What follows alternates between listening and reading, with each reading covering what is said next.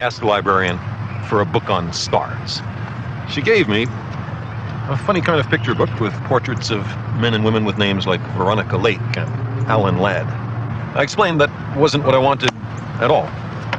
And for some reason then obscure to me, she smiled and got me another book, the right kind of book. I was so excited to know the answer that I opened the book breathlessly right there in the library. And the book said something astonishing, a very big thought. Stars, it said, were suns, but very far away. The sun was a star, but close up.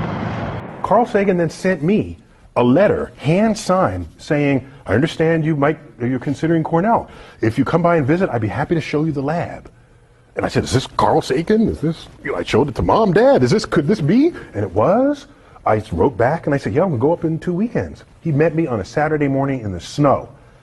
Gave me a tour of his lab. I'm in his office. He reaches back, pulls out one of his books, signs it to me. The time for me to leave, he drives me to the bus station. It's snowing a little heavier. He writes his home phone on a sheet of paper, said, if the bus can't get through, call me, spend the night at our place. And I thought to myself, who am I? I'm just some high school kid. And to this day, I have this duty to respond to students who are inquiring about the universe as a career path, to respond to them in the way that Carl Sagan had responded to me. Carl Sagan, Cosmos.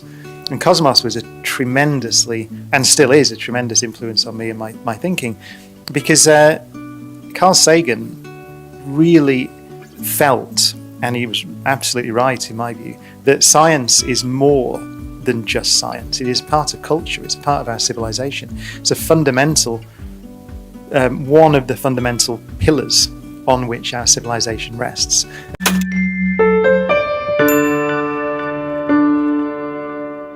I took astronomy from Carl Sagan. His classes were just fantastic.